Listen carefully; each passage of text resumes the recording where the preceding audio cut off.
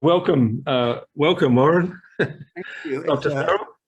I'm looking very forward to speaking with you all, and really happy that it's a small group, so I can really have real interaction rather than just speaker to audience. Great stuff. Great Right. stuff. Right. So look, so I've just introduced you. So Dr. Farrell, world-renowned author and voice of reason and warning and wisdom in gender issues. And actually, Warren, because I went through the university system, and I think similar to your story a little bit, I was sort of very indoctrinated into feminist ideology and a lot of the stuff. And I read The Myth of Male Power, and I just had to review my beliefs. And ever since then, I've been interested in gender issues from the men's perspective. So yeah. I ruined your life ever since then. Yeah, damn you, yeah. No, not at all. That was great. Excellent book. And The Boy Crisis is your latest, and that's an excellent book too, and a lot of warning in there too about where we're headed. In fact, somebody just said, about their son, I think, young son who came home from school and said he felt guilty for being a male. Absolutely. Yeah. When you tell kids, sorry, the words were ashamed of his gender. Yeah. And so that's quite something, all right. So look, no more words from me. I'll leave it over to you. So you've got a bit of a presentation, and is it okay for people to ask questions in the middle of it, or would you rather wait till the end of your presentation? yeah, if you give me a few minutes, and if I'm speaking and you want to ask a question in the middle of it, go for it. We have this enormous advantage today of having a small group, and so that would be just fine. Great. Okay, over to you. Cheers. Very good. So as I was sort of mentioning to Hans, because we're a small group, and my guess is that most of you are either leaders or potential leaders, I'll start by being a person. I really want to start by being personal and to discuss my underlying approach to the world, and then devote most of the time to Q&A, because I think, by understanding, sort of where I'm coming from, where I came from, and being personal myself, I hope I'll ask you to and encourage you to open up and also be personal.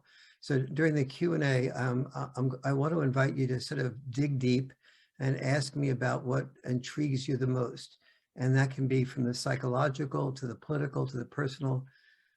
If you're a leader or you're a potential leader in boys and men's issues, sustaining yourself financially is a tough thing to do. So feel free to ask me about the practicalities of that. That's something that I've had to work on, for the last 50, 60 years. I want to really be able to serve you.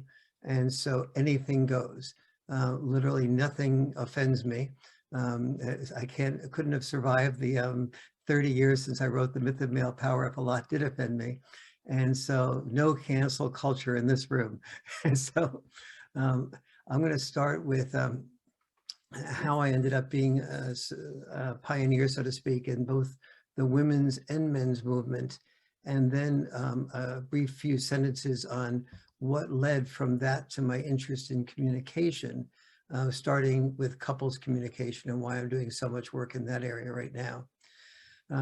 I basically, my approach to life has basically been searching for what I felt was most needed in the culture that was missing in the culture. And then asking myself whether I had something to offer, whether I had a possible solution that no one else was contributing. And most of the time the answer was no, I didn't have some type of solution, but there were some areas in where I felt I did have something to offer in a major way. I began this process in the late 60s when the feminists in the late 60s were struggling for equal pay, and they were also struggling for opening up sports to girls in school and many things that I believed in. They were also accused of being anti-male. So I and the National Organization for Women in New York City felt that a male spokesperson had a special place. That would take the focus away from women being accused of being anti-male and help the culture focus on the legitimate issues of empowering women. So long story short, I changed my dissertation into that area, my doctoral dissertation into that area, and was ultimately elected to the board of the National Organization for Women in New York City, and spoke around the world for a couple of decades, pretty much only on women's issues. It took me about 2 decades and starting some 300 men's groups, as well as some 250 women's groups. I started them everywhere I went and just trained them as to how to work effectively, and then I would leave and go someplace else.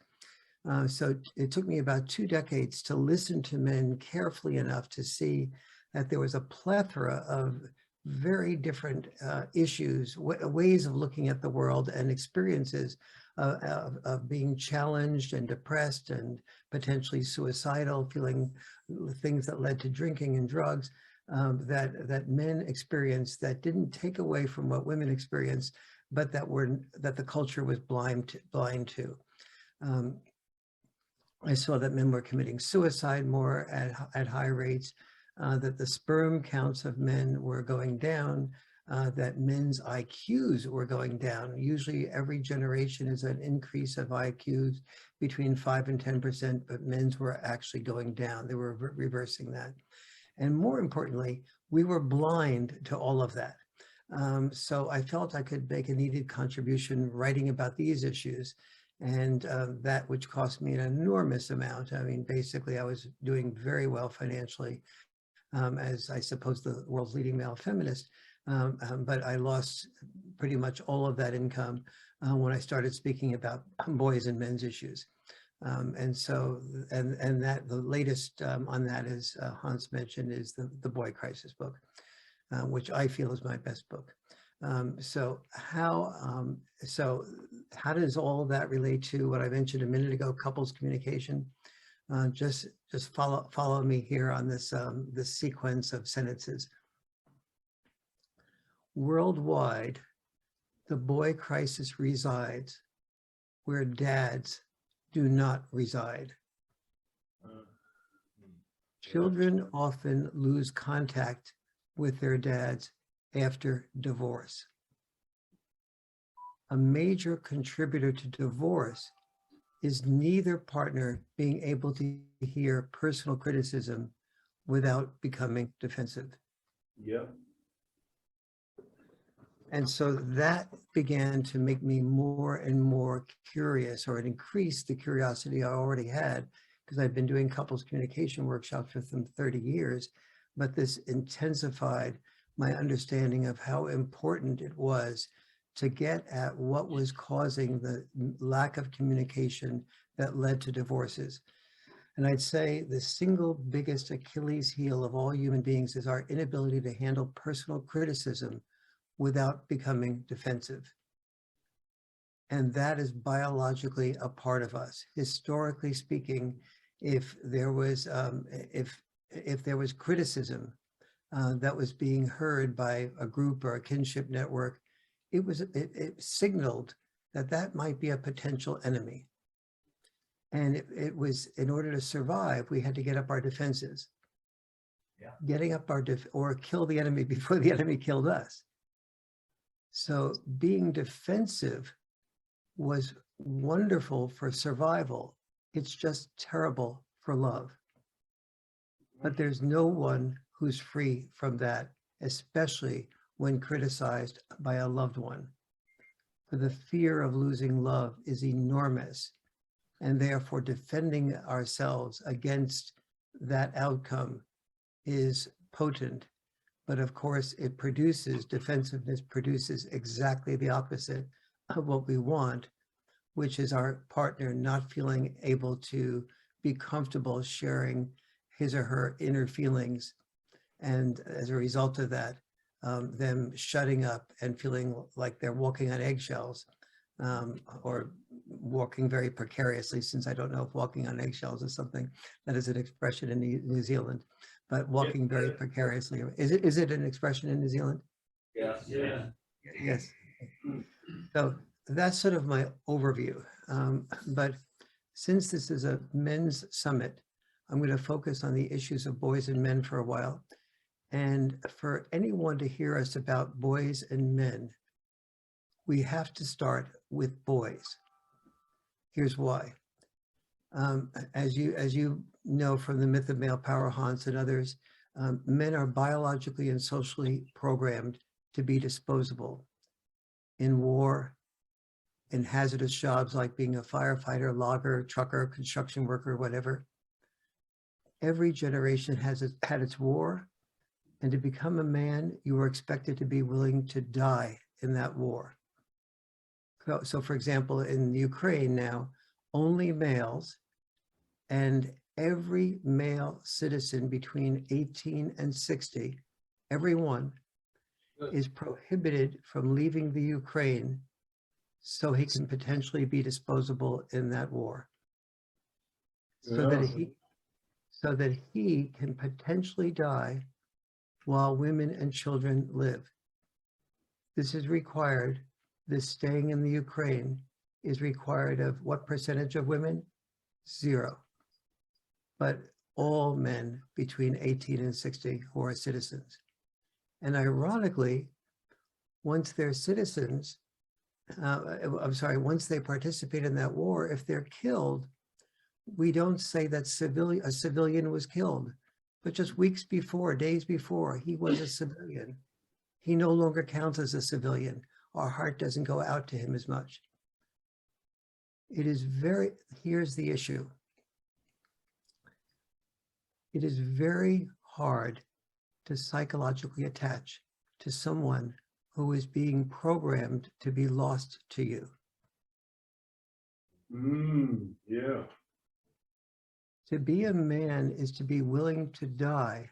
A traditional man is to be willing to die so women will live, so children will live, so your society will not be conquered by an enemy.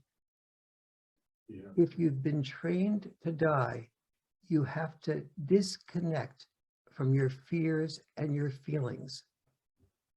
We do not psychologically attach to people who disconnect from their fears and their feelings. Think of the traditional men's response to a woman who cries. A woman, when she cries, when somebody we love especially cries, we open up our heart to her and we're willing to do almost anything for her. The most recent example of that, which the world saw, was Will Smith. If you watch the film of Will Smith be replayed, you'll see that he initially laughed heartily when he first heard Chris Rock's joke about his wife. But then he looked over at his wife and saw his wife wasn't happy about it. So he jeopardized his reputation and career in front of the world by going up and hitting Chris Rock in front of the world. Different issue, or same issue, different example. I just came back from Cancun, my first vacation in a couple of years, and with my wife, and we're on the beach. And being what I do for a living, or half a living, I look around the beach and sort of observe what the women on the beach are reading. And about 80% of the women are reading books that were romance novels. The other 20%, I couldn't quite gather what books they were, what the focus of the books were that they were reading. The romance novel theme is male puts himself in jeopardy to save a woman from jeopardy. What's his reward? If he lives, he gets her love. Women are programmed and socialized, both programmed and socialized, to fall in love with protectors, the officer and the gentleman, not the private and the pacifist. You don't see any books, romance novels saying, I fell in love with the private and the pacifist. Therefore, if a man complains, that feels to a woman like whining. Women don't fall in love with whining men. They fall in love with alpha men.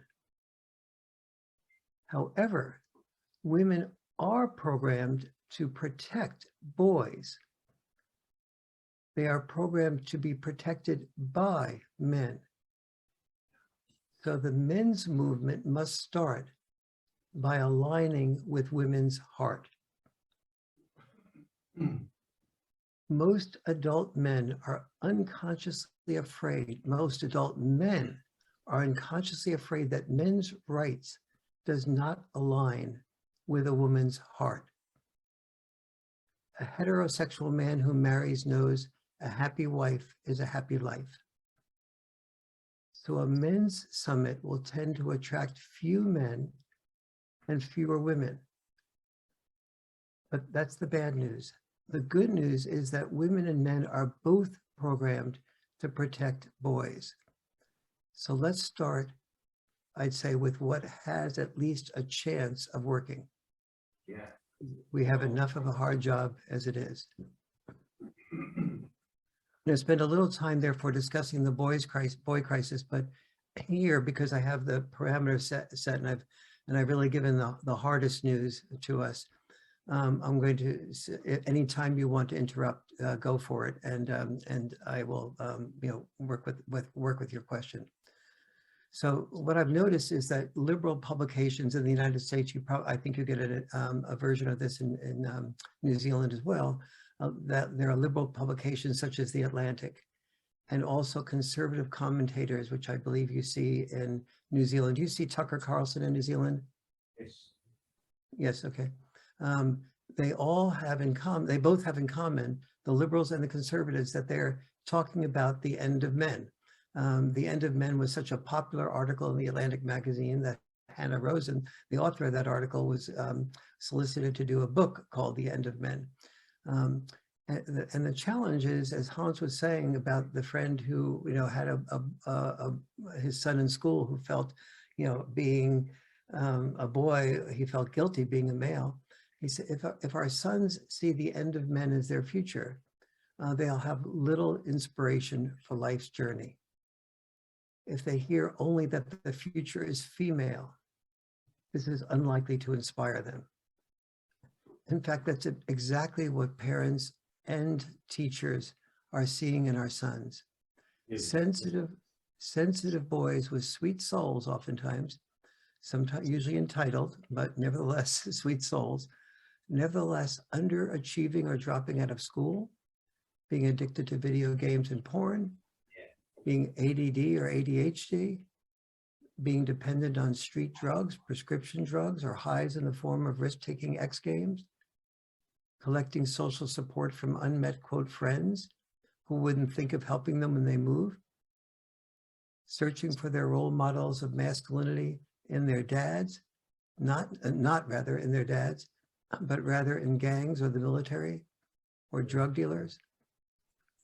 As young men, our sons are increasingly unemployed or underemployed, unable to commit to a partner or to parenting, financially supported by their parents. In the United States, males between 25 and 31 are 66% more likely to live with their parents than are their female counterparts. Financially supported by their parents, the government, or a prison, committing suicide at 5 times the rate of their sisters when they're in their early 20s. Yeah. In brief, parents and teachers are seeing in our sons a lack of motivation, a failure to launch, and yes, very little inspiration for life's journey. The consequences, let's put it this way. On the one hand, our inventors and our CEOs are more than 90% men. On the other hand, our prisons and our serial killers are more than 90% men. Our mass shooters, our great majority are not only men, but especially the school shooters, about 85% are dad-deprived males. Yes. Boys who have a sense of purpose become one of society's most constructive forces. Yep. Boys who have no sense of purpose become one of society's most destructive forces. I'll give us just a few examples. In the area of education, girls will be twice as likely to graduate from college as boys are. This is in the statistic is the United States. You've probably heard that 60% of the people going to college are females, 40% are males. That's the statistic that the press has spread about, and that is accurate. However, what is missing in that statistic is that boys are much less likely to complete college. They're more likely to drop out of college. Thus, in a few years in the United States, girls will be twice as likely to graduate from college as girls. How many of you know a girl or a woman who has graduated from college who is interested in marrying a man who has not graduated from college? Educated women tend to want males who are at least as educated. So what is a crisis for boys becomes a crisis for our daughters as well. And the best way of selling the country, the political system, the school system on the importance of the crisis with boys is by helping them understand that this is also a crisis for girls and women. This implies also not just a crisis for girls and women, but a crisis for our sons' economic security.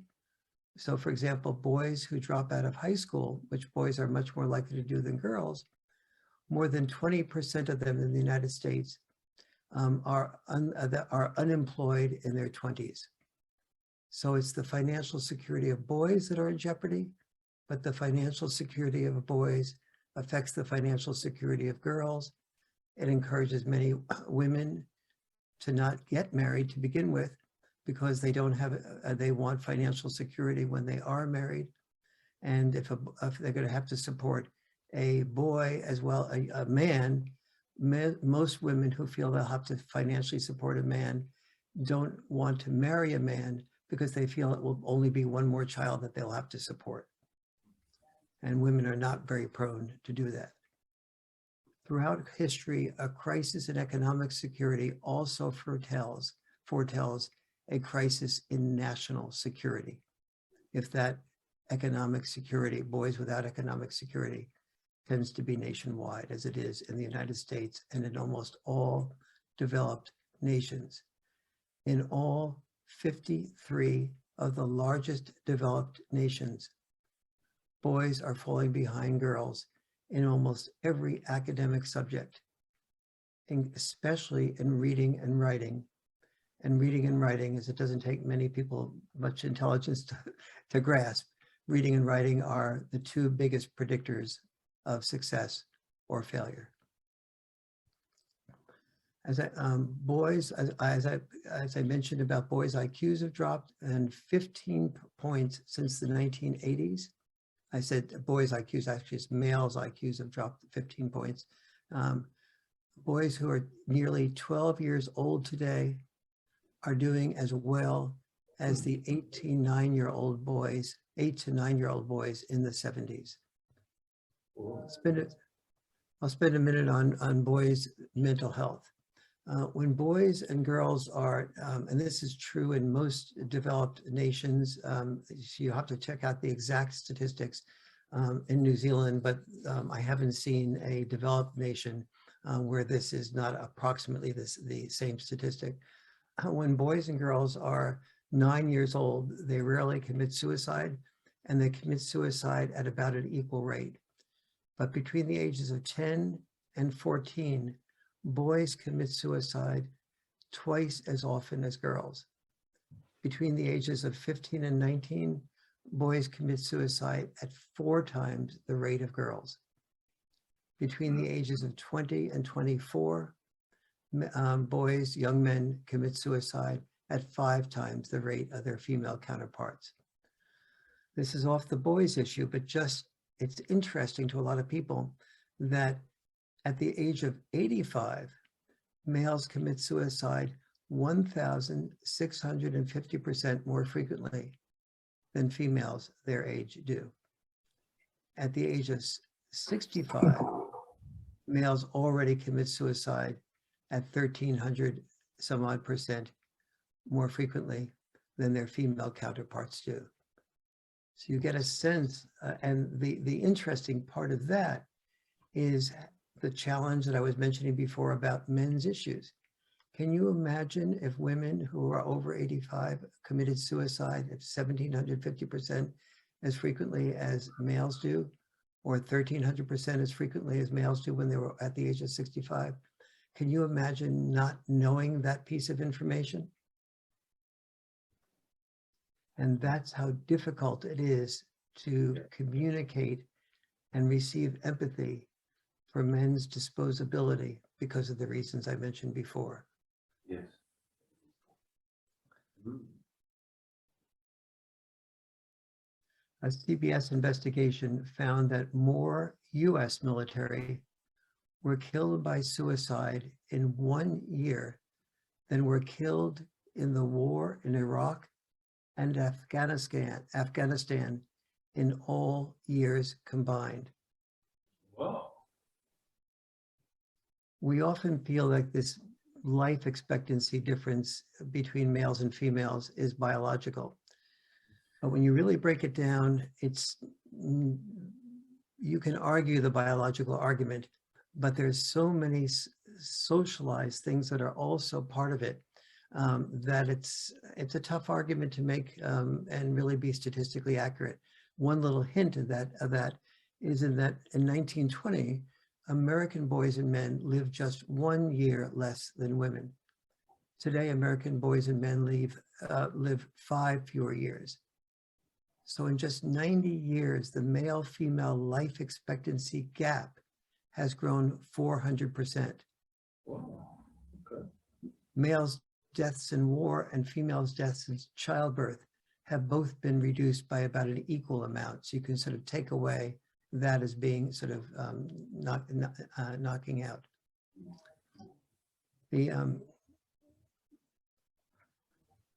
So I am going to, let me spend a little bit of time on something that people sort of, that I mentioned before, which is that I mentioned that the boy crisis resides where dads do not reside. And that brings, and I see that from looking at your website, that you really get the importance of dads. And I'll give you one piece of good news before I get into why dads are so important. The good news is, and there's very little good news in this area, so I'm relishing in it. About 4 years ago, I got an email about a month or so ago from a fellow named Chris Sprowls, S-P-R-O-W-L-S. And he was the Speaker of the House of Florida, the Florida State Legislature. And so he picked up a copy of The Boy Crisis because he had 3 sons. And he found it helpful enough that he bought a copy for some copies for the leaders of both the Democratic and Republican leaders in the House of Representatives in Florida. Those leaders, both the Democratic and Republican leaders, were impressed enough that they drew up some legislation.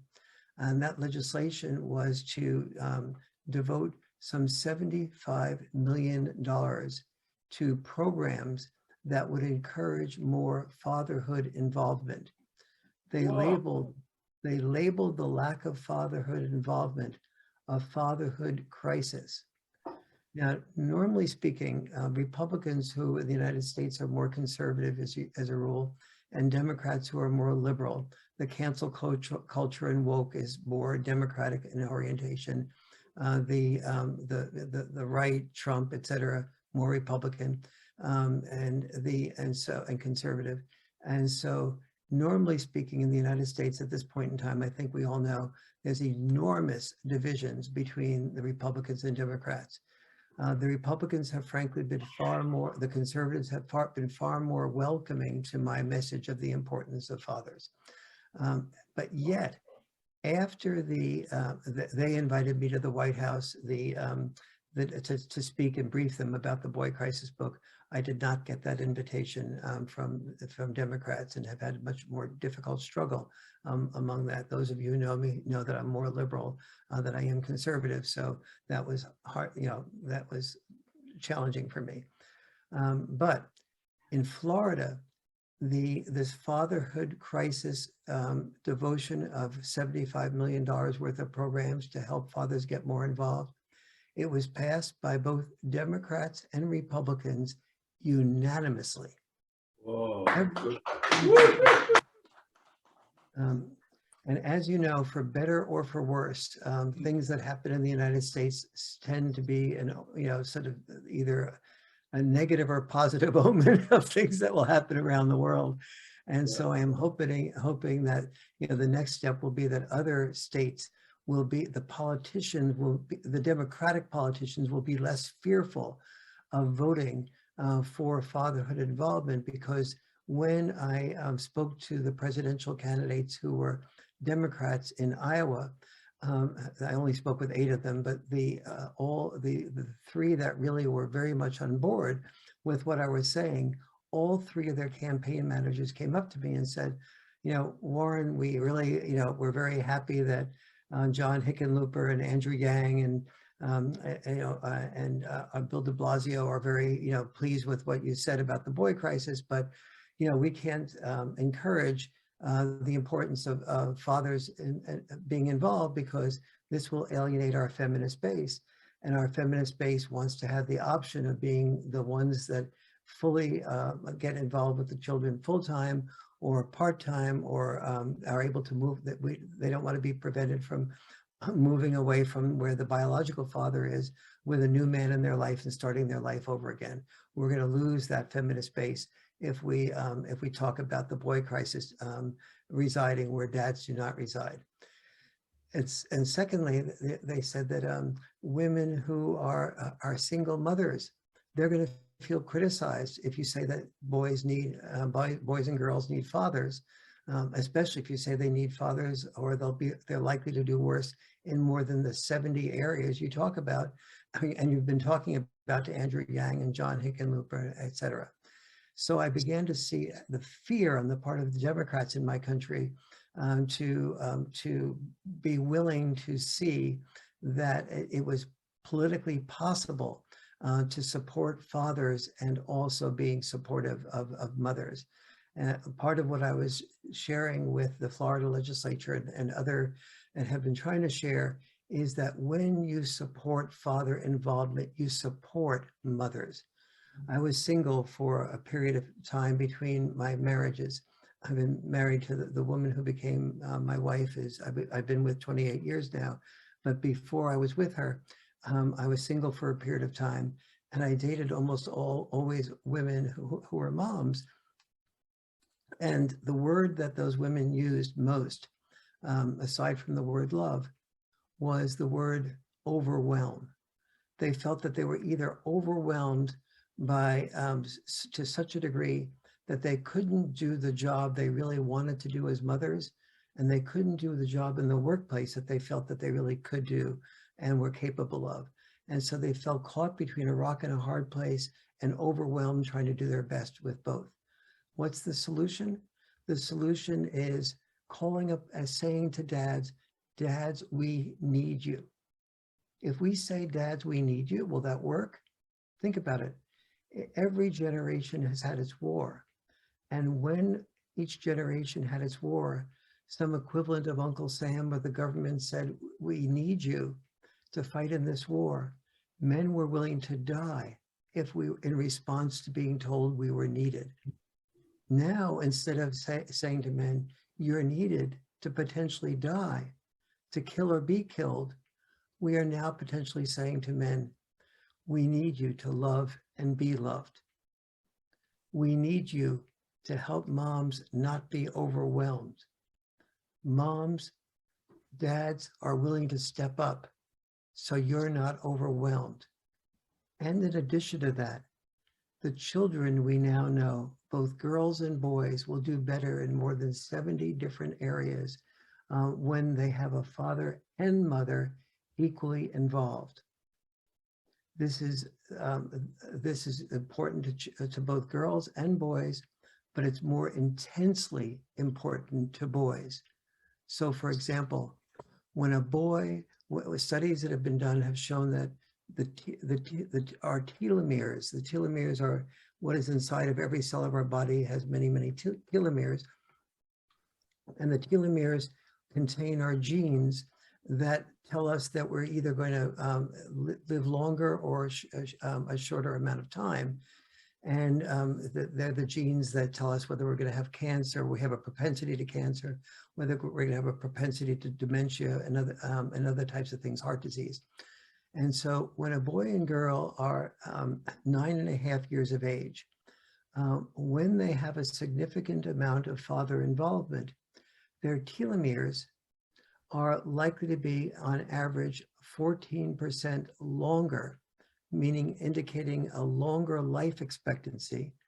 Telomeres length at the age of 9.5 are the best single predictor of our life expectancy. The telomeres of children who have father involvement at the age of 9.5 are 14% longer on average than the telomeres of children who don't have father involvement. However, the telomeres of boys who have father involvement are yet again 40% longer than the telomeres of girls who don't have father involvement. That is a perfect, aside from being science, it's a perfect metaphor of the difference in the impact of father involvement on both boys and girls. Both boys and girls are significantly helped in that one way, plus 60 some odd other ways by father involvement, but boys are helped even significantly more by that father involvement. One simple reason for that is that girls who only have a mother involved at least have a mother that they can open up their heart to. When the girl cries and needs to express feelings, she can do so. The mother is a role model for who she will be as an adult, but the boy does not have a role model in a single mother home for whom he needs to be an adult. When a boy doesn't have a role model in a single mother home, and he goes from a single mother home to an almost all female teacher elementary school, he has no constructive male role model, either at home or at school. And then we wonder why he's vulnerable to a gang saying, hey, we'll be your family. Here's what you need to do to prove yourself and to get respect. Respect is the key word for both girls and boys, but for different reasons and in different ways. And then if he gets a little bit older and he's a loser, so to speak, or thought of as a loser in his community, he's not making any money, other boys are, he can't afford a car, and and somebody comes and says, listen, you can make 10 times as much money as you do flipping hamburgers. So he's tempted into to selling drugs to make 10 times as much money, to get that car, to get the girls, and so on. And so boys who are do not have fathers have this enormous vulnerability. The people who knew this before we did was Hitler Youth. They focused on boys who didn't have fathers. If you watch the movie Spotlight, you saw how priests acknowledged that they also looked for boys who didn't have fathers, who had that vulnerability that they could take advantage of and molest sexually. The vulnerability of boys without dads is so amazingly all-encompassing. So I want to end here by sort of just giving an example or two of I'm often asked is, what is there that dads do that's so important aside from just being a role model? And there's a chapter in the Boy Crisis book that devotes itself completely to those differences. Differences like, what is that dads are much more likely to tease, they're much more likely to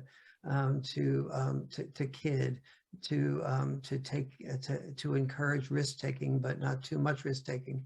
They're likely to do things like roughhouse with their children. And for the most part, roughhousing, when a dad, let's say a dad has 3 kids, like Chris Sprouse did with his sons, And he was much more, he told me, much more likely to want to roughhouse with his kids and when a dad takes, you know, his 3 sons, let's say, or three kids, let's say sons and daughters, and he throws them on the couch and says, okay, your job is to, you know, to jump on my back and to pin me down before I pin the 3 of you down together. I have the job of pinning all 3 of you down. You just have the job of pinning me down. Okay, Dad. And the kids are just super excited about it. And they jump on their dad's back, and the mom is looking on saying, oh my God, I feel like I have just one more child to monitor. And so she goes, but then she says, oh, all right, I don't want to be controlling. The kids are having fun. You know, I'll try to trust the dad, but I really feel kind of very nervous about this. I just had this fear and this feeling that sooner or later somebody's going to end up getting hurt. Well, the mom is only about 99% likely to be right. And sooner or later, one of the kids gets hurt. And so somebody starts crying, and mom goes, oh, now I feel guilty that I didn't intervene. I should have paid attention to my instinct. My intuition is almost always right. Why didn't I pay attention to it? Darn, darn, darn. And so she's blaming herself. And then she's hearing dad say something like, you know, Jimmy, you can't stick your elbow in your sister's eye like that. And if you do that again, we're not going to do any more roughhousing. And mom is going, what? You're going to continue the roughhousing even though you saw that they got hurt? And you expect that just because you say, don't do this, that they're not going to do it? You must be such a child, so uninformed about how to parent. And now the mom is really getting nervous. And so the roughhousing continues. And sure enough, somebody gets hurt again. And this time, you know, the dad says, okay, roughhousing is stopping, and we're not going to do any more roughhousing till tomorrow night or the night afterwards. And because, you know, you were too aggressive that time. And the kids say, oh, well, you said don't put your elbow in my sister's eye. I didn't do that. What's too aggressive? And dad tries to explain the difference between aggressive and assertive. And but the kids sort of sense it and know it, but they also didn't want to know it because it was more fun to win than it was to not do what led to winning. But then that second night, when the mom says, twice now you've done the roughhousing, and twice now it's resulted in something negative, and you still don't get the point. But what isn't revealed is that the next time the roughhousing happens, and the father says to the kids, okay, now remember, you know, no more being aggressive like that. Now the children know that when they are too aggressive versus being assertive, they're going to lose the roughhousing. They're going to lose what they want to have because they didn't have postponed gratification. They didn't do what needed to be done in order to get what they wanted to have done. And the father, by setting the boundary and then enforcing the boundary by depriving them of the roughhousing when they broke the vow, now the children are saying in their mind's eye, if I push my sister aside or push my brother aside and I'm too aggressive, I'm going to lose the roughhousing, even if I argue against losing the roughhousing or make some excuse. Therefore, it's more worth it for me to not be too aggressive so I don't lose what I really want to have. That's the beginning of a number of things.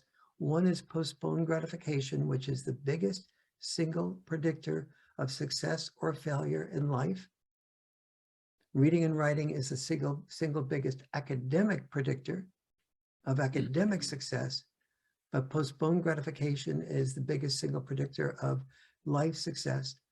Plus, it also, we know from studies that doing roughhousing with that type of boundary enforcement incorporated in it, which tends to be dad-style parenting to do boundary enforcement, plus things like roughhousing. When those two things are combined, the child is more likely to learn empathy. And you say, roughhousing and empathy being connected, that's like not usually, that's very counterintuitive. But if you think about that, the children were learning to think about someone else's needs other than their own while they were roughhousing. And in the process of doing so, they were increasing their empathy. Empathy is not something that children get because you tell them to be empathetic. It's something that children get because it becomes in their self-interest to think of others' needs other than their own. Everyone among you who's a teacher has probably had a parent-teacher night in which you discovered, maybe in your unconscious, that the children in your class who were the most empathetic often did not have very empathetic parents. They had parents who required the children to be empathetic and to think of someone other than themselves. When very empathetic parents come in parent-teacher night, those very empathetic parents, if they're only thinking of the children's needs all the time, the children don't learn empathy. They learn to be self-centered and only having their needs thought of. Yeah. But I've never heard a dad say to a mom, I want to do roughhousing because it will increase our children's empathy. And I don't blame, and moms can't hear what dads don't say. And dads can't hear what isn't written in parenting magazines, even if they do read parenting magazines. And so one of the reasons I was inspired to write The Boy Crisis was because I saw that what dads needed to know about what so often they were unwittingly doing that was benefiting the children on so many levels. They didn't have the information to know that roughhousing with boundary enforcement combined led to a combination of postponed gratification and empathy. And dads can't share with moms what no one shares with them.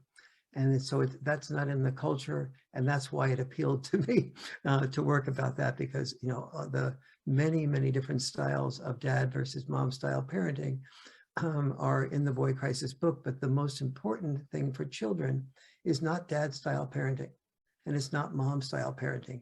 It's checks and balance parenting. Both moms and dads knowing how to communicate about the value of the other person's likely style of parenting. And sometimes the mom is the boundary enforcer and the dad is the one who's able to have the kids twist them around their finger, especially if that kid is a girl. And so so this doesn't mean it's one way all the time, but the most important thing is that moms and dads, when they see a difference in the other parent's style of parenting, are able to know how to negotiate those differences with a respect for the other person's style. So when mom says the child can't climb the tree, and dad says it's okay to climb the tree, that they can work out something with the child, for example, can climb up part of the tree and have the dad, let's say, or the mom underneath the tree to cushion the child when she or he falls.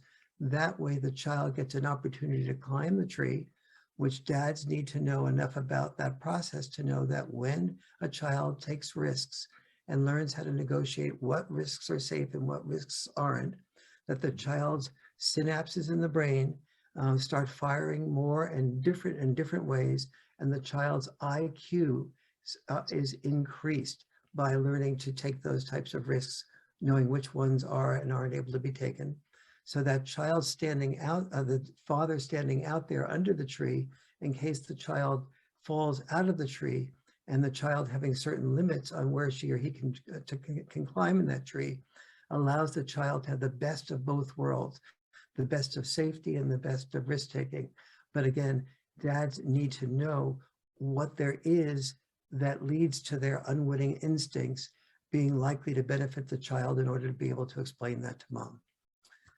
So I'll end there, and I'd like to have, invite you all to ask me questions. And remember what I said before, ask me anything, and ask me things that are personal that will benefit your life. And if you're interested in leadership in this area of boys and men's issues, please feel free to ask me how to sustain yourself and things like that. during this very challenging process. Thank you. Thank you, Dr. Farrell. It's fantastic stuff. Fantastic stuff. I had a couple of questions. Actually, the first one was: is your wife all right? Oh, thank you. The nature of that question came from my letting Hans know that my wife went into surgery today. And yes, I have been taking care of her and loving the bond that comes from taking care of her more deeply and when she's vulnerable. And she is all right. She came out of surgery quite well. And it looks like the very large lipoma that she had in her back is not cancerous, and so everything, appears great, great, good to hear. Good to hear. So I had a question. You're saying you've got to tap into mothers' care for their boys because people won't allow themselves to care much for those who have to be prepared to die, that sort of thing, right? And you said about how boys are doing more poorly at school and in other ways. And I was just wondering then, what about the sort of feminist sense of triumph and, oh yes, we're doing better academically. It just shows how, we were repressed for so long and actually we're superior. Is that going to be a factor that's going to get in the way of them feeling empathy? When you have a strong ideologue, it is really hard to get empathy for anything different than what an ideologue feels from an ideologue. You always have to start with people who are mostly people who have children. By the way, I have seen a number of feminists who have sons begin to start moving in the direction of their sons. So when they hear, for example, a man talk about, I feel like I'm going to be rejected sexually when I reach out to, another woman, her eyes roll. But when she sees her son say, I really like Krista, and I'm 13 years old, and I wish I could ask Krista out, but I can't because I know she'd be more interested in the other boys. And he starts to cry, or he starts, feeling really sad. The mother is far more likely to say, sweetie, give Krista a call. You never know. She may be interested in other people, but you won't ever know that until to give her a call. Now, suddenly that mother, even the feminist mother's heart is beginning to open up or be tapped into in a way that she would never be tapped into, have that heart tapped into by an argument that she would consider just an invitation to argue and debate and to win and defeat, as opposed to have her heart opened up. Okay, thank you. You want to stand there if you've got a question? Yeah, you stand there. And by the way, if I answer any question incompletely, just so assume that after every answer I give, that I'm extending an invitation to, if there's anything incomplete about that or that you disagree with, just follow up with that a second question, either then, or if you think of it later as you're getting at your own mental thinking together, just raise your hand again and continue with that same question. Hi, Warren, can you hear me okay? I can. What is your name? My name is Gordon Dixon. Some time ago, we contacted you with a view. John Anderson, the former Deputy Prime Minister of Australia, was inviting you to come in person to Australia, and the Australian Men's Rights Association and us in New Zealand were having discussions with Try and linking you come to this side of the globe to help, subject to us having money as usual, of having you come to New Zealand as well. Has John still invited you? Are you still thinking of coming to Australia? He did do a second interview with me, and he did say that he wanted to invite me after the second interview as well as he had after the first. And then he and his staff wrote me saying that he was in the middle of an election, I think, to be senator at that time. Did he become senator?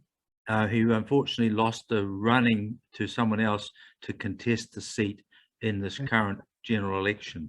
Oh, So, that's, but he did say that after that election, he would be open to, and well, he didn't say open to, he said he would wanted then to focus some attention on bringing me over there. So my guess is that since that election is over, that he is very open to doing, he may very well be much more open to doing that now and focusing some energy on that. okay, so we'll keep in touch with your staff, because then if we have the opportunity of having you come to New Zealand, we have to prepare in advance. Thank you for that. Also, Yes, the question of, one sorry, more thing. you go. Yeah, definitely be in touch with me and my staff, but also be in touch with I'm sorry, John John's Ellis. office. Yeah, here we John.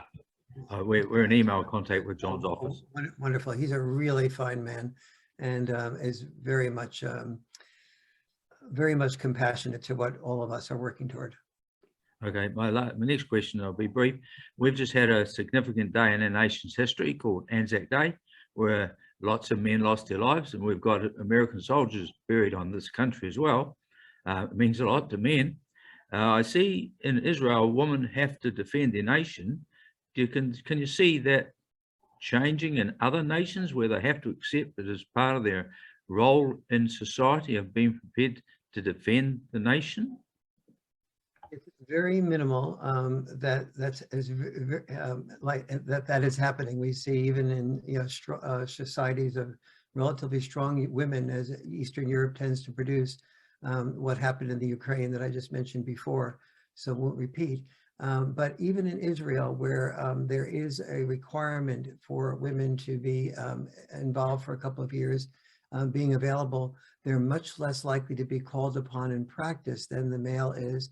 And then the male in Israel does not have the right after 2 years of having been available for service, whether used or not, to ever end that right until he gets too old to be usable.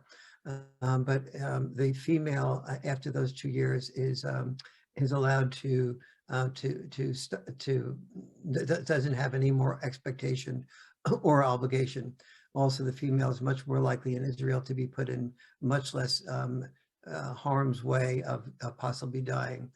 That now, the bigger part of your question, is that likely to be happening in other nations? We have tried in the United States to say that it was a violation of the 14th Amendment or the Equal Protection Clause of the 14th Amendment to have males only have to register for the draft in the United States without having females having to register for the draft, or more importantly, having females have any type of obligation whatsoever in the United States when they turn 18. So here is a supposedly advanced country that that requires nothing of females in order to be a fully involved citizen and vote, but males who are not who do not register for a potential draft have the following happen for them. They are not allowed to hold any federal job ever. They can't work for the post office. They can't go to a university that receives federal monies, which is almost every university, including the private ones in the United States. They are subject to, I think it's a half year in prison. They're subject to $250,000 fine. And in 42 states in the United States, they are not permitted to have a driver's license if they don't register for a potential draft. Now, we don't have a draft in the United States at this point, but if the war in the Ukraine, escalates to the point where we begin to get more and more involved, which we already are, it's not impossible to foresee a draft in our future if we start using boots on the ground, so to speak. Even that term "boots on the ground," as opposed to saying asking males to risk their lives. Boots on the ground is a way of distancing ourselves from males risking our lives or our sons risking their lives. We have thousands of ways of doing that distancing.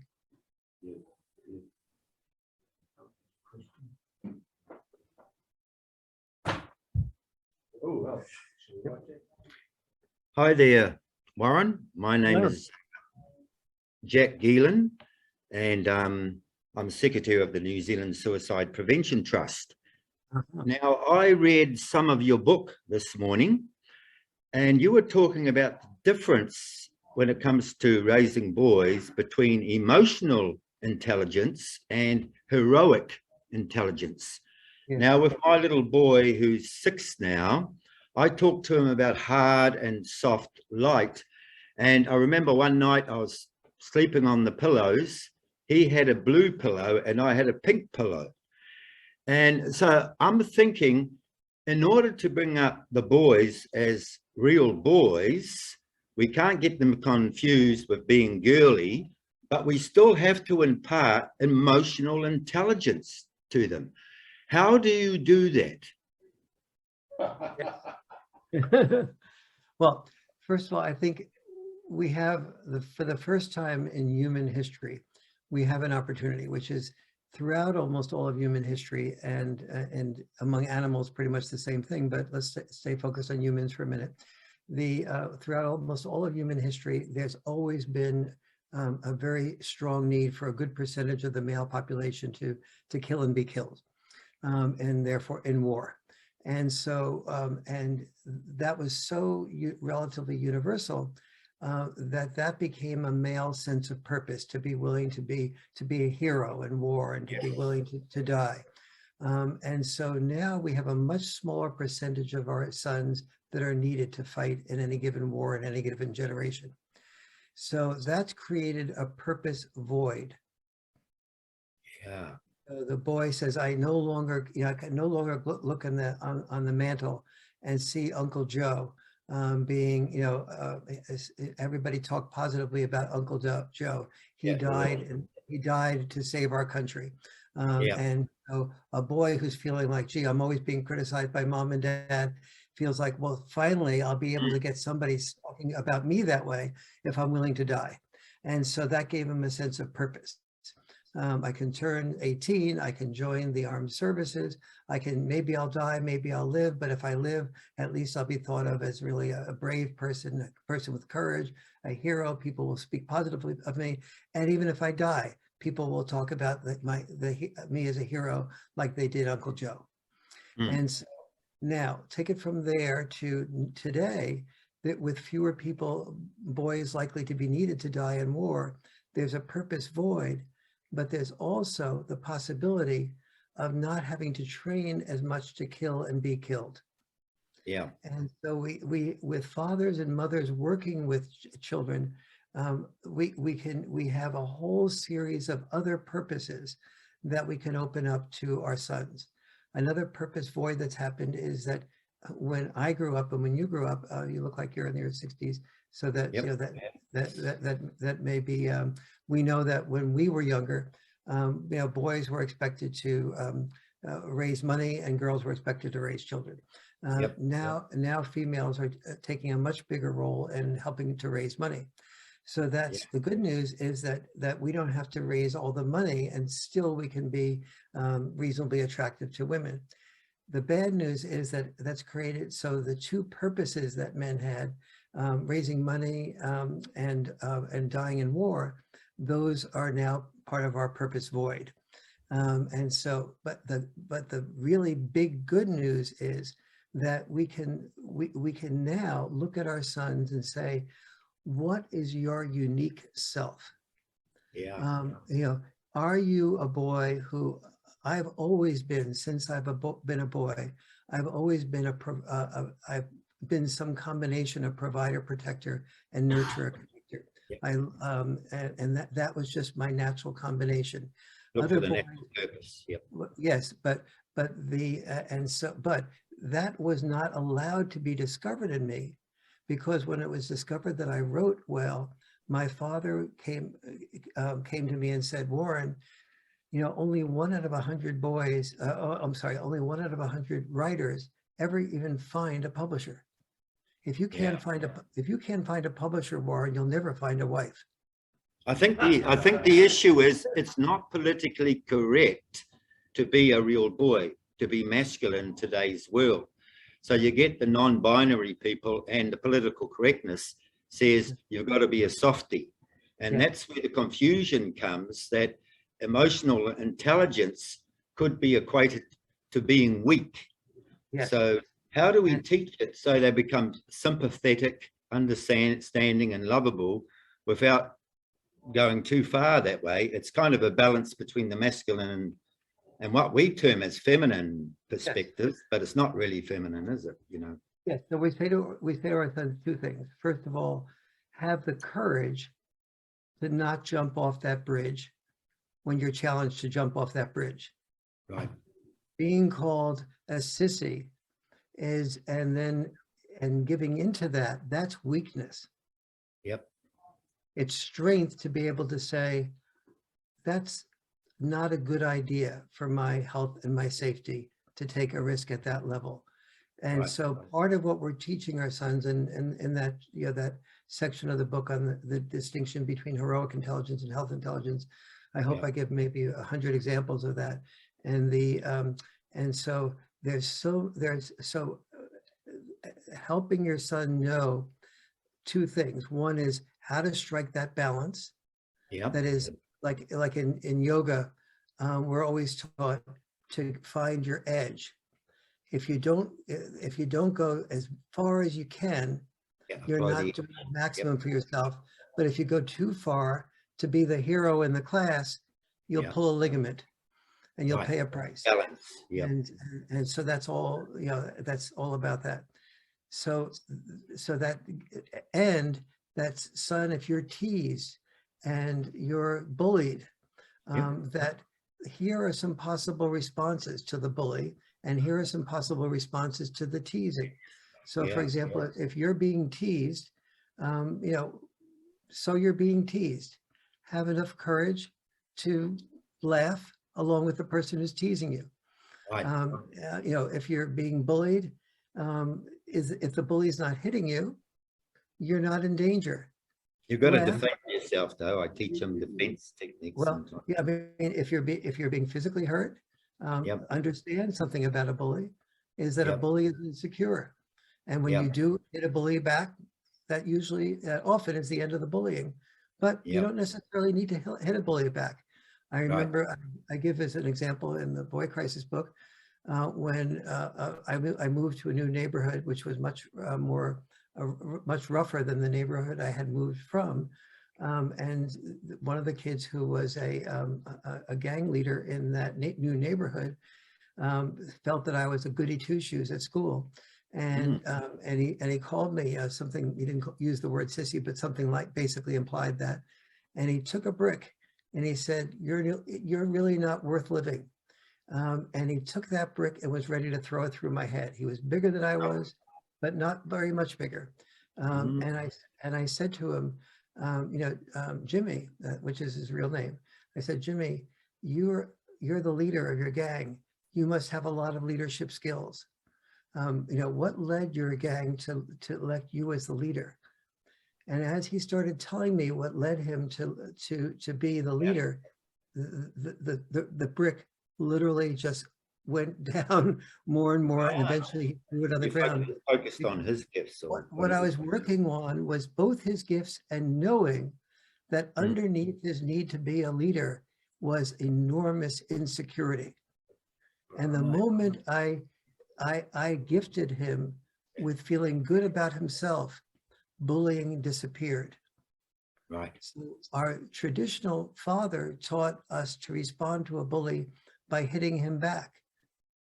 But there's another possible response to that bully, which is understanding that there are two insecure people there. Usually the bully and the bullied have in common a lot of things, an enormous amount of insecurity.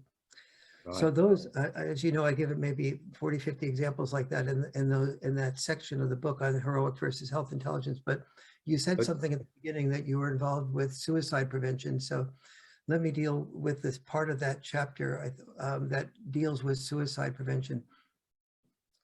Over the last 20, 30 years, I've started to observe what are the characteristics of boys and men who commit suicide. And in that chapter, in one of those chapters, I've developed a suicide and depression inventory. Inventory. of 63 red flags Wow. that of suicide, of potential suicide or depression. So for example, and they're very different from the red flags that show up for girls and women. When girls and women feel depressed or suicidal, they're far more likely to go to a counselor and say, I'm depressed or I'm suicidal.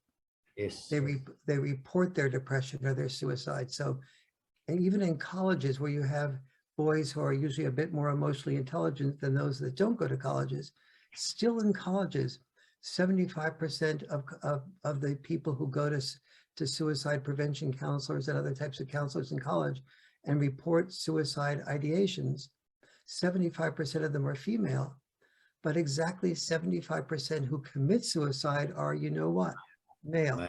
Yeah. So here's just a few examples of the differences. Not sharing, not communicating their emotional instability or problems. Yes, exactly. So here's a few examples of some of the differentiators between of some of the red flags of male suicide. Number one, and most important, is feeling that nobody loves you. Right. Number two is feeling that nobody needs you. Number three is that you don't feel that there's any hope of that changing, that somebody in the near future will love you or need you. Yeah. Number four is that you feel you can tell a good friend, but the result of telling that good friend is that he or she will lose respect for you. Yeah, if you open up and share. If you open up and share. So that's just 4 of 63 red flags. What I would love somebody like yourself to do is to encourage a school to have a guidance counselor or a psychologist to give this red flag inventory to all the boys and girls in the school at a certain age, so they can alert themselves to which ones have a greater likelihood of committing suicide. There are a lot of very fascinating things in there. One is, of course, one of the indicators of possible red flag of suicide is being male. Another indicator is being Caucasian. Another indicator is being middle class or above, because middle class and above males often have expectations on them that people coming from poorer neighborhoods whose other brothers and sisters may not have achieved a lot, the parents don't put as high expectations on them. And so boys are more likely in middle and upper class neighborhoods to feel that they've disappointed their parents' expectations and therefore feel like I'm worthless, I'm a loser. You also spoke about the suicide gene and the power of death wish. I mean, I've blown away by that. What is that? The suicide gene? Yes, and of course, and the suicide gene is very important to know about, but it's, again, there are so, basically, and there is a specific suicide gene that makes you more vulnerable to suicide ideations and committing suicide than not. And so there's a little bit different protocol that needs to happen with somebody with a suicide gene. But one of the things is testing for it to find out if you have that.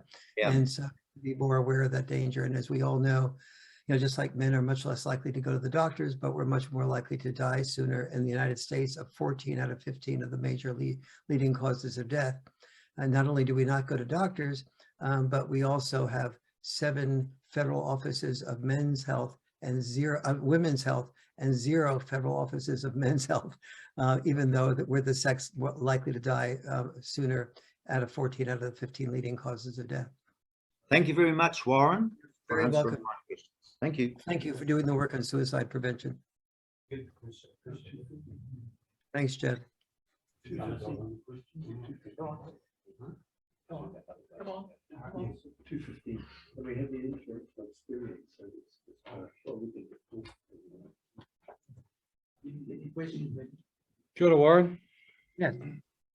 My name is Say your name. Te Arahi Briars. Say that first name again. Te Arahi. It's a Māori name. Te Arahi. Is it a Māori name, you said? Yes, it is. Yeah. Very glad to talk to you. You too. Great. And I really enjoyed your talk. So thank you so much for taking the time today. I've just Absolutely. got two quick questions. The first one is, you touched on life predictors for success, and you talked about writing and reading being the one academically, and then the empathy of postponing gratification around life success. And I just, the question that popped into my head was, is there more? One of the things I've picked up is having a strong sense of purpose. Are there any, maybe another 2 or 3 others that you feel are key indicators for predictors of success? A strong sense of purpose is definitely important. Another is, well, another major one is having a father deeply involved, a father that is doing things like taking you camping, encouraging you to take risks that are not ridiculous risks. Like example, going on a walk with you, and then there's a lake, let's say 2 miles away. But you know, as a father, that the lake, you know, that if the child gets lost to or from the lake, that you'll have a path where you can, you know, you can find him easily. So you let him, instead of doing what a mom is more likely to do, which is walk every step of the way with him and walk every step of the way back, you let him go to that lake, as long as you know that the him getting lost will actually increase his brain power and his sense of being alert and attentive to knowing what is getting lost too much and what isn't getting lost, and so on. And so another example is just leaving a child at a playground. And so when you leave a child at a playground and he's more likely to get beaten up by, say, other people than if you didn't leave him at a playground and you stayed with him all the time. But you're able to process with him what led to that being beaten up, what were the red flags of that, so that when he's no longer being protected by a parent, he's learned before that to learn to protect himself. And so those types of parenting involvements on the part of fathers are, and including the postponed gratification that I meant, and the postponed gratification's biggest difference between moms and dads is a dad is much more likely to, when he says something like, you've got to be in bed by 9 o'clock. And this, by the way, is statistically backed up what I'm going to say now. You've got to be in bed by 9 o'clock. And mom says, you've got to be in bed by 8:30. Even though the mom sets the earlier bedtime, the children being raised by dads are likely to get to bed earlier in reality. And one of the reasons for that is the dad is more likely to say, again, this can be reversed, is more likely to say, if you don't get all these chores done and this and that done, and get your teeth brushed and your homework done by 9 o'clock, there's no fun or games for you. But if you get it done by 8:15 or 8:30, we'll take the period of time between 8:15 and 9 o'clock for you to be able to play with me or roughhouse with me or have me read you your favorite story or whatever. And so the kids are then inspired to really work hard to get things done by 8:15. But if the child does the homework sloppily and gets a bad grade in school, then the father is more likely, again, on average, to say some version of, okay, from now on, I'm going to look over your homework. If it's not good, you're going to stay with it until you get it done. Whereas with the mom, the child's more likely to say at 9 o'clock, the established bedtime, that mom would be more likely to say, the mom is more likely to say something like, the child will be more likely to manipulate the mom by saying something, oh my God, I didn't get my homework done, or I couldn't understand it. I can't go to school without my homework. And the mom is more likely to say, oh, all right. I can't let you go to school without your homework. That is being done. Dad is more likely to say, sorry, you had the opportunity to do that homework. You're going to pay the price of not getting a good grade if you don't do a homework, but I'm not going to be manipulated to extending your bedtime for something you could have done before. And so those types of differences are predictors of success. That's beautiful. Thank you. Yes. Okay. Cool. And finally, the last one, You mentioned that word leadership. So I work in the social services here in New Zealand, Warren, and just quickly, I work with young boys aged between 12 to 18. It's funded through youth justice, so they're kind of doing crime, but minor crime. The reason I'm telling you that is they come from what I would call disempowered homes or that socio-economic background. So I've been doing it for 4 years now. I have to get through 50 young fellas a year. So this year I'll have over 200 boys that I've worked with one-on-one that sit next to me in my car and go around, and I teach them life skills, things around fishing and gardening and getting back to nature, that sort of stuff. The question I wanted to ask you, it's a huge question, but you're just wondering, just if you were sitting in the car with me, from my angle, you're me, what would be 1 or 2 questions or 1 or 2 targets, if you wanted to call it that, or where would I come from? What would you say? What would be a couple of key sentences that you would say to those boys if you were in my shoes? I would hone your skills at catching them doing everything right that that they do. I would, in a way, pan for gold. Then I would roughhouse with them, and because the roughhousing creates a bond. Yeah. And I'd play with them. I would tease them.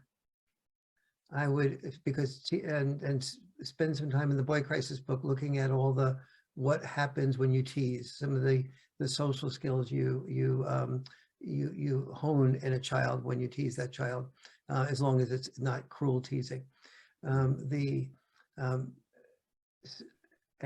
So I would definitely do the roughhousing and that type of thing. I would also ask them questions about like, what are some of the things you think you would love to do in life? What do you, when you're driving with them, since you said you're driving, Yeah. I'd ask one of the things I have done with kids is to sort of ask them to look up at a building and to tell me, what do they imagine goes on in that building? Nice one. What goes on inside the building? What goes on outside the building? Outside the building? Yeah, who cleans the windows?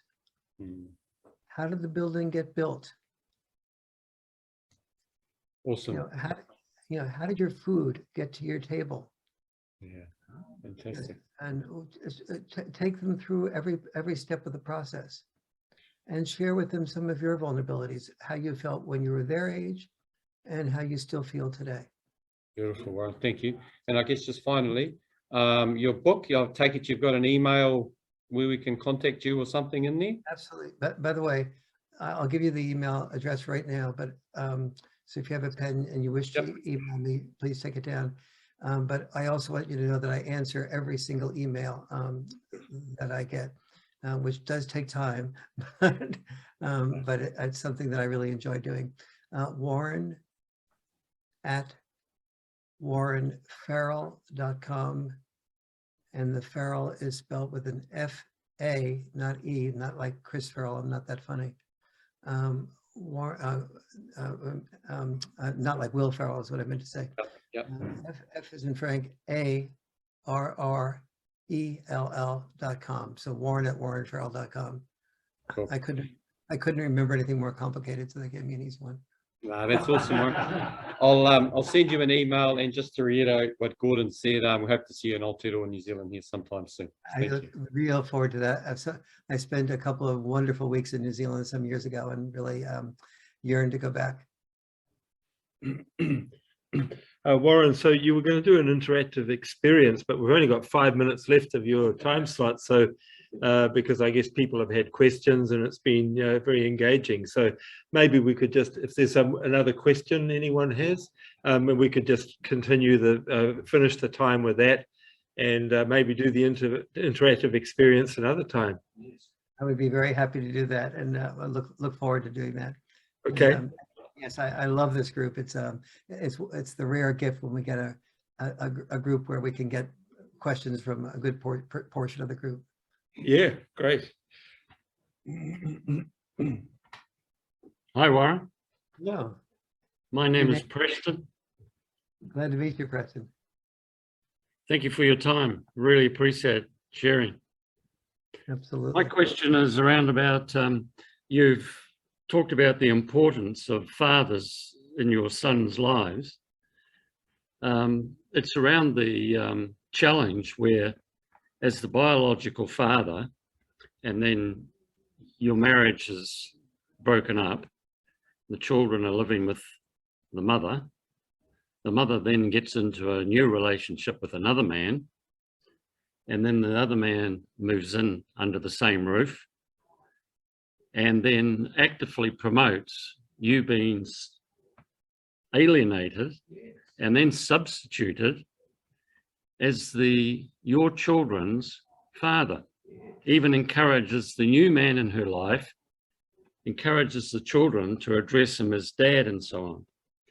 So given that you say the importance to the children, especially the boys, of the father, what would you advise the biological father faced with that challenge and trying to remain involved with his children, where his own children end up conflicted, if not confused, as to where their loyalties should lie, because they're wanting to love their mother, love their biological father, and try and stay on side with each parent? What do you advise the biological father, not only faced with trying to stay connected with his children, but overcoming an adversary, if you like, in that role? Right. First of all, I wish I could say, oh no, that never happens. But I do a lot of expert witness testimony, and theoretically, because my books find that children do best when they have an equal amount of time with the biological father and the biological mother, theoretically, I should be called upon in court to testify equally on the part of women or mothers and fathers. For 40 years of testifying, 30 years of testifying, 35 years of testifying, actually, I've only recently once been called upon by the mother that the father was bad-mouthing her and keeping her from being involved. It's every other single time it's the father that has said some version of what you just said. I personally consider bad-mouthing the other parent the single worst form of child abuse. Because when you're doing that, you are bad-mouthing the half of that child that is the other parent. And the child looks in the mirror and sees the same body language or hair or whatever. Now, what can the biological father do? First of all, it's a really tough job. And it's a job of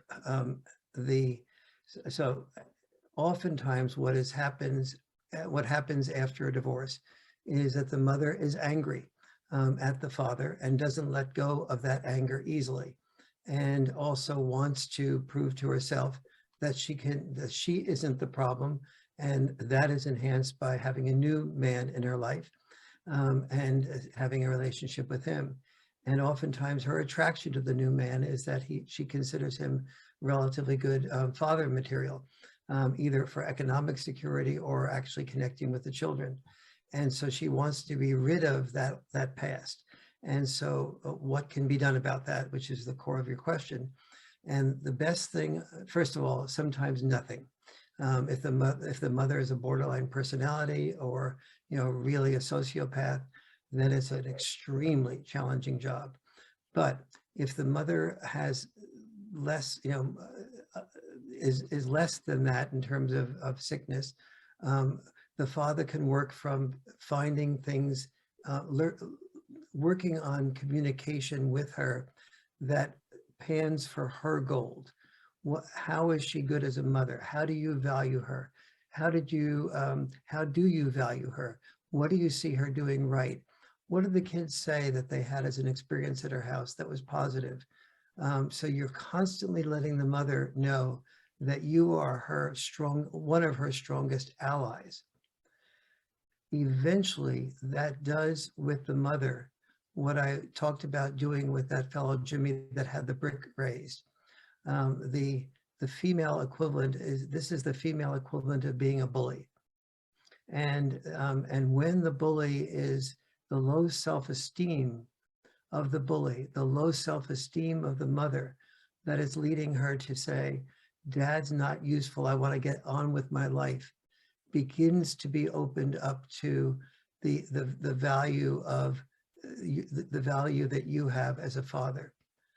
Now that is the hope, and that does work for some men, and some dads, biological dads. Oftentimes the biological dad is so hurt and so angry himself at the way he's been dismissed, that it's very difficult for him to get up the all that it takes to do that.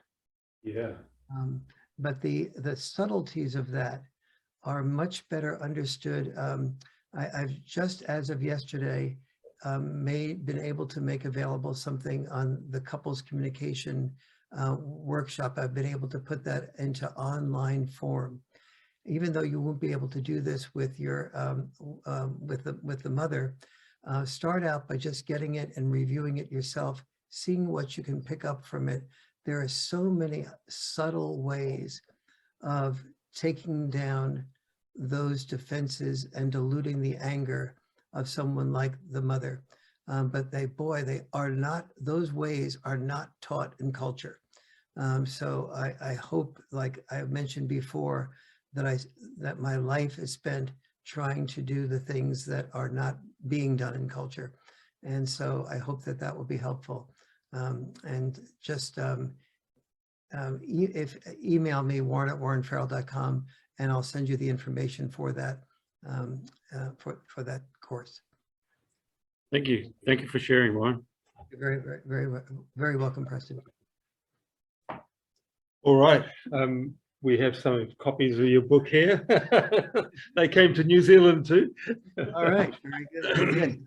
And by the way, Finch Publishing, an Australian company that distributes in New Zealand, did publish the Father and Child Reunion and distributed it to New Zealand. So I do know that that's available. Oh, good, good. Well, look, we're out of time, unfortunately. So thank you very much. Indeed, any final comment? Just, I loved the intelligence of your group, the questions. Yes, one final question. Are you making an effort to bring young men into your work? And is it possibly, is focusing on boys' issues and fathers' issues, is that something that you're talking about and considering? Yes, I don't know about bringing young men in. Not many of us are young. However, I'm still 22 here. All right, Muhammad. Yep. Okay. Somebody's coming on the Zoom. Sorry about that. Well, thank you very much, Warren. That was really great, and the time went fast. So we appreciate a lot of your insights, and it's been wonderful. Hope we hope we catch up again sometime. I look very forward to that. Thank you also. Thanks very much, Warren. All the best, eh?